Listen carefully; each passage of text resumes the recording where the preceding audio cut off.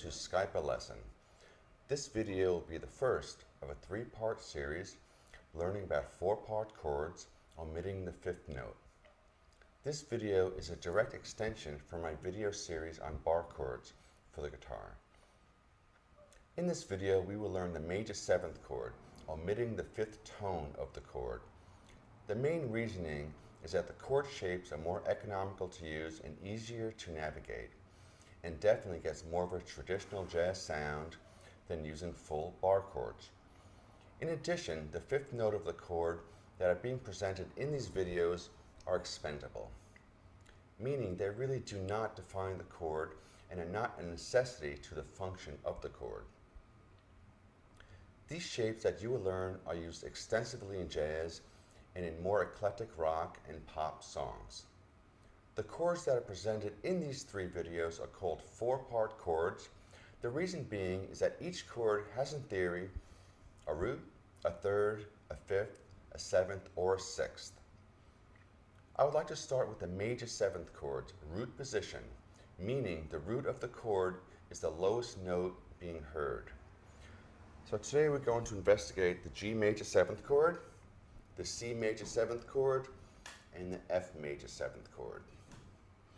So to start with, the G major seventh chord will be the root note G on the lowest string on the third fret, followed by the F sharp, which is the seventh tone of the chord, followed by B, which is the third of the chord. When played together, you get a nice sounding G major seventh chord, which can be moved up and down the neck of the guitar. You can use your fingers like I am, hitting the individual strings that my fingers are on, or you can strum the chord, being careful not to hit the open strings and muting the strings that are not being used, meaning the first string and the second string are muted and the fifth string are muted. If you mute them correctly, you will get this type of sound, which is very traditional jazz sound.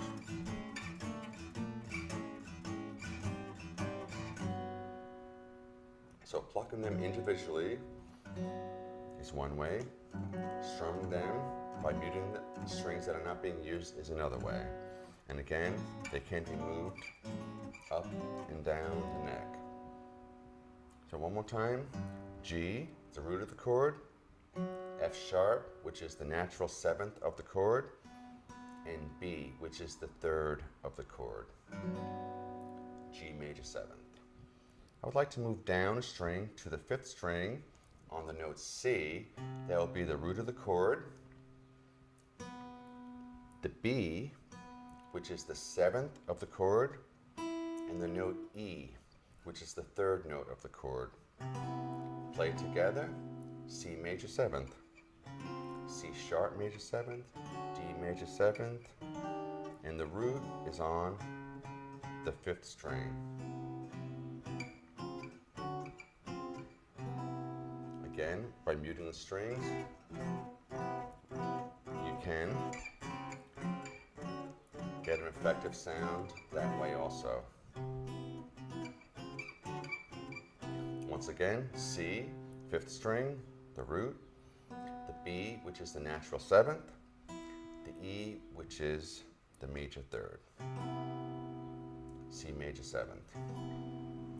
Next, I'd like to move down to the fourth string, which is F, which is the root, F, going to the seventh, natural seventh, which is E, and going to the third, which is A. You get an F, E, A, played together.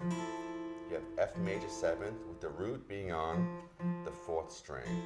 Again, you can move that around. F sharp major seventh, G major seventh,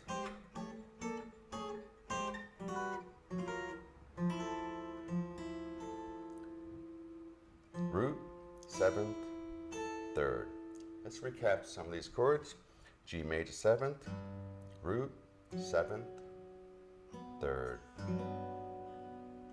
C major seventh, root, 7th, 3rd, F major 7th, root, 7th, 3rd.